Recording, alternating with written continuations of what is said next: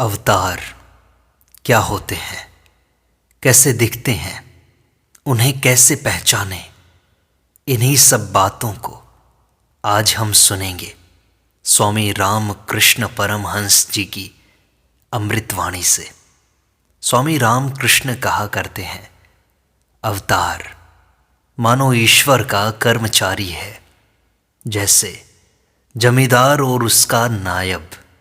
जमींदार अपने अधिकार के प्रदेशों में से जहाँ भी कोई गड़बड़ हो वहीं अपने नायब को भेज देता है।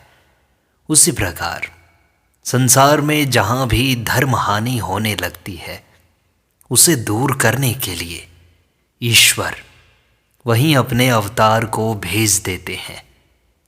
ऐसा मत ठीक नहीं है कि राम सीता, कृष्ण राधा इत्यादि ऐतिहासिक व्यक्ति नहीं केवल रूपक हैं, या शास्त्र आदि में उनका जो वर्णन है वह केवल आध्यात्मिक दृष्टिकोण से ही सत्य है, उनका भौतिक अस्तित्व नहीं था।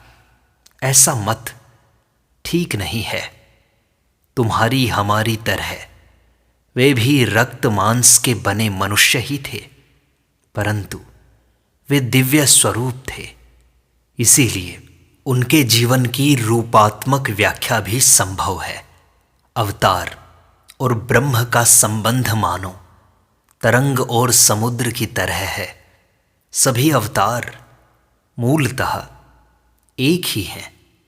वही एक ईश्वर मानो जल में डुबकी लगाकर एक स्थान पर कृष्ण के रूप में उदित हुआ और दूसरे स्थान पर ईसा के रूप में। सच्चिदानंद वृक्ष पर गुच्छे के गुच्छे राम कृष्ण आदि फले हुए हैं। समय समय पर इनमें से एक दो इस संसार में आकर कितनी बड़ी क्रांति कर जाते हैं। अवतार ईश्वरीय ज्ञान और शक्ति लेकर ही जन्म ग्रहण करते हैं। ज्ञान की निम्न से लेकर सर्वोच्च अवस्था तक सभी अवस्थाओं में वे संचरण कर सकते हैं। जैसे बाहर का आदमी राजमहल के बाहरी भाग तक ही जा सकता है, परंतु राजपुत्र महल में सर्वत्र स्वच्छंद घूम सकता है।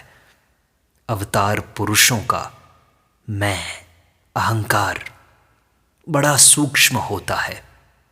इस मैं के भीतर से ईश्वर को सदा ही देखा जा सकता है।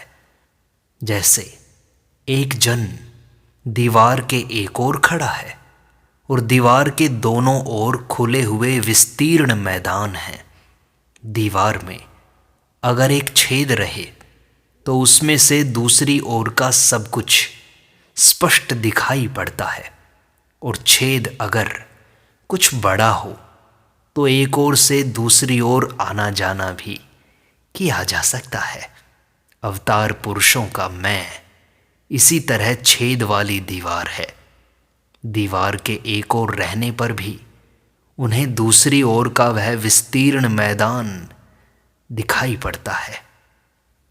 इसका अर्थ यह है कि देह धारण करने पर भी वे सदा योग में ही रहते हैं, और इच्छा होने पर छेद से उस पार जाकर समाधि मग्न भी हो सकते हैं। छेद बड़ा हो तो वे बार बार आना जाना भी कर सकते हैं, यानी समाधि मग्न होकर फिर नीचे भी उतर आ सकते हैं। अवतारों को पहचानना कठिन है। यह मानो अनंत का शांत बनकर लीला करना है। श्री भगवान रामचंद्र अवतीर्ण हुए तब केवल 12 ऋषियों ने उन्हें पहचाना था कि वे अवतार हैं। भगवान जब अवतार ग्रहण करते हैं तब बहुत कम लोग उन्हें पहचान पाते हैं। साधु महात्माओं को उनके निकट के आत्मीय गण उतना नहीं मानते। दूर के लोगों में ही उनका अधिक आदर होता है। इसका क्या कारण है? जादूगर का खेल देखने के लिए उसके घर के लोग नहीं जाया करते, पर दूर के लोग बड़े आश्चर्यचकित होकर देखा करते हैं। बजरबट्टू के बीज पेड़ के नीचे नहीं गिरते, वे उड़कर दूर जा गिरते हैं और वही उगते हैं। इसी तरह महात्माओं के भाव दूर के देशों में ही अधिक प्रकाशित होते हैं और वहीं के लोग उनका आदर करते हैं। दीपक के नीचे अंधेरा ही रहता है, उसका प्रकाश दूर में पड़ता है। साधु महात्माओं को उनके पास के लोग समझ नहीं पाते, दूर के लोग उनके भाव से मुग्ध हो जाते हैं। हाथी के दांत दो प्रकार के होते हैं, बाहर दिखाने के लिए एक प्रकार के और भीतर खाने के लिए दूसरी प्रकार के। इसी तरह श्री कृष्ण जैसे अवतार पुरुषों में दो प्रकार के भाव होते हैं। बाहर तो वे साधारण मनुष्य की तरह दिखाई देते हैं, पर भीतर से वे समस्त कर्म कोलाहल से परे परम शांत अवस्था में प्रतिष्ठित रहते हैं। अवतार ईश्वर की ही अभिव्यक्ति होते हैं। ईश्वर अनंत हैं, परंतु उनकी इच्छा हो तो वे मनुष्य के रूप में भी अवतीर्ण हो सकते हैं। अवतार के भीतर से ही हम ईश्वर की प्रेम भक्ति का आस्वादन कर सकते हैं। वे अवतार ग्रहण करते हैं, इसका अनुभव होना चाहिए। यह बात उपमा के द्वारा नहीं समझाई जा सकती। गाय के सींग, पैर या पूंछ को छूने पर गाय को ही छूना हुआ, परंतु हम लोगों के लिए तो दूध ही गाय का सार पदार्थ है। वह दूध गाय के थन से आता है। इसी तरह अवतार मानो गाय का थन है। ईश्वरीय प्रेम भक्ति अवतार के ही भीतर से प्रकट होती है। ईश्वर की संपूर्ण धारणा कौन कर सकता है, और इसकी आवश्यकता भी नहीं है। उनके प्रत्यक्ष दर्शन कर सकें वही काफ़ी है। उनके अवतार को देखने से उन्हीं को तो देखना हुआ। यदि कोई गंगा जी में जाकर उसके जल का स्पर्श कर आए तो वो यही तो कहता है कि मैं गंगा जी के दर्शन कर आया। इसके लिए उसे हरिद्वार से गंगा सागर तक समूची गंगा का स्पर्श नहीं करना पड़ता। यदि ईश्वर तत्व को खोजना हो तो मनुष्य में खोजो। मनुष्य के ही भीतर वे सबसे अधिक प्रकाशित होते हैं। जिस मनुष्य के भीतर देखो कि प्रेम भक्ति उमड़ रही है, जो ईश्वर के प्रेम में मतवाला हो गया है, उनके लिए पागल हो गया है, उस मनुष्य में निश्चित ही ईश्वर अवतीर्ण हुए हैं। ईश्वर नित्य है, फिर वे लीला भी तो कहते हैं। ईश्वर लीला, देव लीला, जगत लीला, नर लीला। नर लीला में वे अवतार बनकर आते हैं। नर लीला कैसी होती है जानते हो? जैसे परनाले के भीतर से होकर बड़ी छत का पानी धड़ धड़ करते हुए नीचे गिरता है, उसी सच्चिदानंद की शक्ति मानो परनाले के भीतर से आ रही है। अवतार को सब लोग नहीं पहचान सकते। रामचंद्र जी को भरद्वाज आदि केवल 7 ही ऋषियों ने अवतार के रूप में पहचाना था। ईश्वर मनुष्य को ज्ञान भक्ति सिखाने के लिए नर रूप धारण करके अवतीर्ण होते हैं। अवतार कैसा होता है? जैसे किसी जगह पर कुआं था पर मिट्टी से पट गया था। अवतार पुरुष उसे फिर खोद निकालता है। परंतु अवतार कैसा होता है? जहां कुआं नहीं है, ऐसी जगह वह कुआं खोद निकालता है। सिद्ध पुरुष मुमुक्षु जनों को ही मुक्ति दे सकते हैं, परंतु अवतार प्रेम भक्ति रहित शुष्क हृदय व्यक्तियों का भी उद्धार करते हैं। जब बाढ़ आती है तो उसका पानी नदी के आसपास के मैदान, नाले, गढ़िया सब में होकर बहने लगता है। बरसात का पानी केवल नालियों से ही बहता है। जब अवतार महापुरुष आते हैं उस समय उनकी कृपा से सभी तर जाते हैं, परंतु सिद्ध पुरुष बड़ी मुश्किल से ईश्वर दर्शन करके स्वयं ही मुक्त हो पाता है।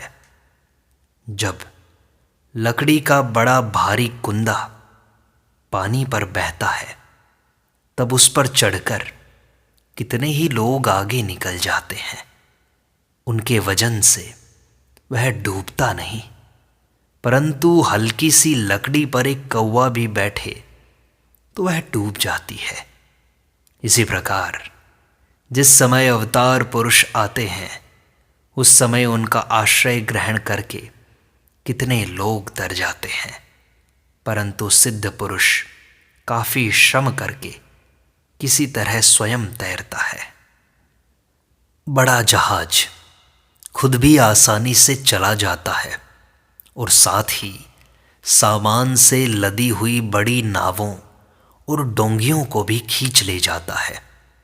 इसी प्रकार अवतार महापुरुष जब आते हैं तो अनायास ही बद्ध जीवों को भवसागर के पार खींच ले जाते हैं। रेल का इंजन खुद भी गंतव्य को जाता है और अपने साथ माल से लदे हुए कितने ही डिब्बों को खींच ले जाता है। उसी प्रकार अवतार पाप के बोझ से लदे संसार आसक्त जीवों को ईश्वर के निकट खींच ले जाते हैं। दूसरे समय तो कुएं में से पानी निकालना पड़ता है, पर बरसात में जहां तहां पानी मिल जाता है। इसी प्रकार अन्य समय में अत्यंत क्लेशपूर्वक साधन भजन करने के पश्चात ईश्वर के दर्शन होते हैं, परंतु जिस समय अवतार आते हैं उस समय उनके दर्शन जहां तहां मिलते हैं। चार दीवारी से घिरी हुई एक जगह थी, उसके भीतर क्या है इसका बाहर के लोगों को कुछ भी पता नहीं था।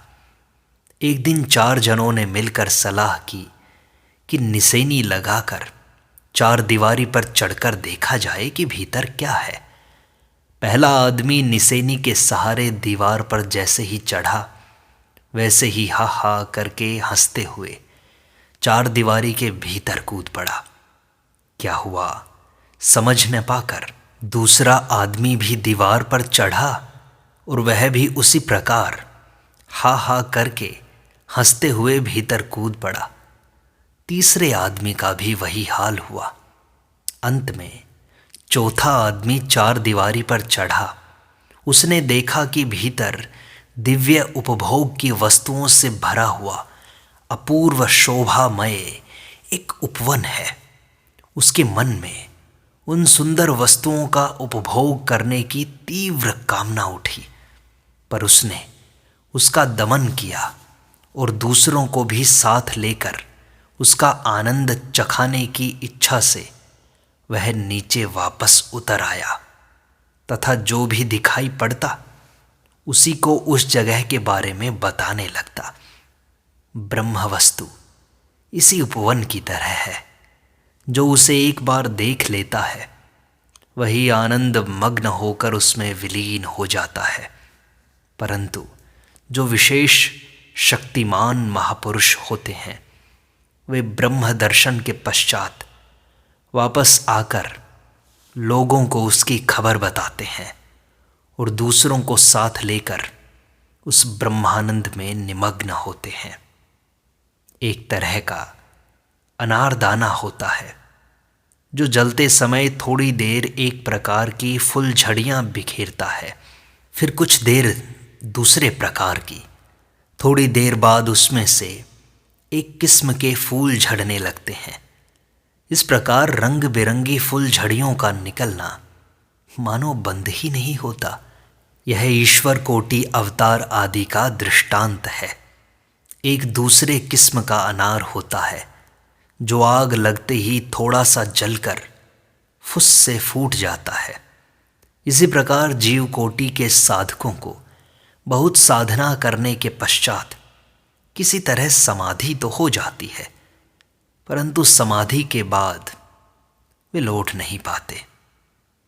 अगर तुम पूछो कि भगवान मनुष्य रूप में अवतार क्यों लेते हैं, तो मैं कहूँगा मानवों के सामने अपने दिव्य स्वरूप को पूर्ण रूप से प्रकट करने के लिए वे नरदेह को धारण करते हैं।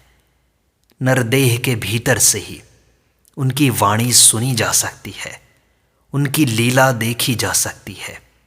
नरदेह के भीतर ही उनका लीला विलास होता है। इसी के भीतर वे रस का आस्वादन करते हैं। साधु भक्तों में उनका थोड़ा थोड़ा प्रकाश रहता है। जैसे फूल को चूसते चूसते थोड़ा सा मधु निकलता है, वैसे ही अवतार के लिए कुछ भी कठिन नहीं है। जीवन की जटिल और गूढ़ समस्याओं को इतनी सरलता से हल कर देते हैं कि एक बच्चा भी उसे समझ ले। वे ज्ञान के सूर्य होते हैं। उनके प्रकाश से युगों का संचित अज्ञान अंधकार दूर हो जाता है। कभी कभी आकाश में सूर्यास्त होने के पहले ही चंद्रमा का उदय हो जाता है और उस समय सूर्य और चंद्र का सम्मिलित प्रकाश दिखाई देता है। इसी तरह चैतन्य देव जैसे कुछ अवतारों में एकाधार में ज्ञान सूर्य और भक्ति चंद्र दोनों का समान रूप से प्रकाश दिखाई देता है। एक ही आधार में ज्ञान तथा भक्ति दोनों का प्रकाशित होना अत्यंत दुर्लभ घटना है। पवित्र हृदय भगवत भक्तों के लिए ही भगवान नरदेह धारण करके प्रकट होते हैं। अवतारों के साथ जो आते हैं वे या तो नित्य सिद्ध होते हैं या वह उनका अंतिम जन्म होता है।